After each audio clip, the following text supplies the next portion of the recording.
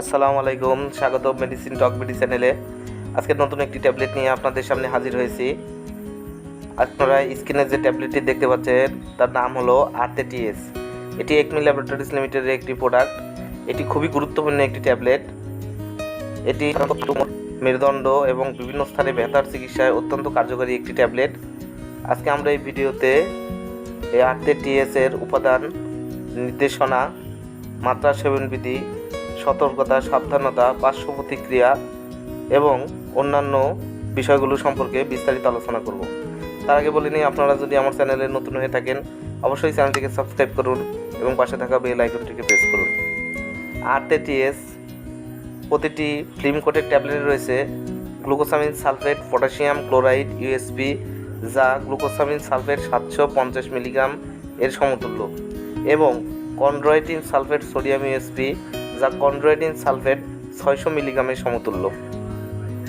এটি হাঁটু, কোমর, মেরুদণ্ড, হাত ও অন্যান্য স্থানের ব্যথার চিকিৎসায় খাদ্য সম্পূরক হিসাবে এটি ব্যবহার হয়। এটি রিউমাটয়েড আর্থ্রাইটিস, খেলাধুলায় আঘাতপ্রাপ্ত, মাইগ্রেন, ত্বকের বিভিন্ন সমস্যা যেমন সোরিয়াসিস, রক্তনালীর জটিলতায়, কিডনিতে পাথর, ইনফ্ল্যামেটরি বাউল ডিজিজ যেমন লিকি গাট সিন্ড্রোম এর চিকিৎসায় অত্যন্ত উপকারী একটি ট্যাবলেট। এর মাত্রা ও সেবনবিধি হলো একটি করে ট্যাবলেট দিনে 2 বার অথবা চিকিৎসকের পরামর্শ অনুযায়ী সেবন করতে হবে।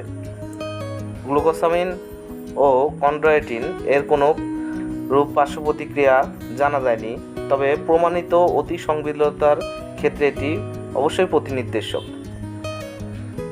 প্রকৃতপক্ষে আর্থ এর যে উপাদানগুলো রয়েছে গ্লুকোসামিন সালফেট এবং কন্ড্রয়েটিন সালফেট উভয়ই নিরাপদ।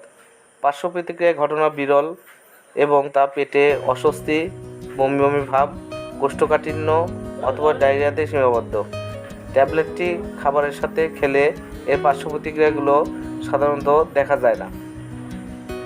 গর্ভবতী ও গর্ভশন্য মহিলাদের ক্ষেত্রে গ্লুকোসামিন এবং কন্ড্রয়েটিন সাপ্লিমেন্ট দেওয়া উচিত নয়। গর্ভবতী শিশুর প্রতি গ্লুকোসামিন এবং কন্ড্রয়েটিন এর প্রতিক্রিয়া সম্পর্কিত যথেষ্ট পরীক্ষা চালানো হয় নাই, এবং গর্ভবতী এবং স্তন্যদানকারী মায়েদের ক্ষেত্রে গ্লুকোসামিন ও কন্ড্রয়েটিনের ব্যবহার সম্পর্কিত কোনো গবেষণা করা হয় নাই। তাই আর্থ অবশ্যই চিকিৎসকের পরামর্শ অনুযায়ী গর্ভাবস্থা এবং স্তন্যদানকালে ব্যবহার করতে হবে।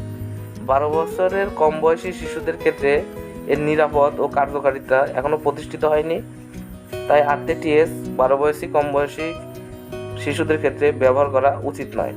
এটি অ্যান্টিবায়োটিক এবং অন্যান্য ওষুধের ক্ষেত্রে তেমন কোনো ড্রাগ রিঅ্যাকশন দেখা যায় না, তাই এটি অবশ্যই ব্যবহার করা যাবে যে কোনো প্রকার ওষুধের সাথে, এবং মাত্রাধিক এটা প্রয়োগের ফলে ডায়রিয়া হতে পারে।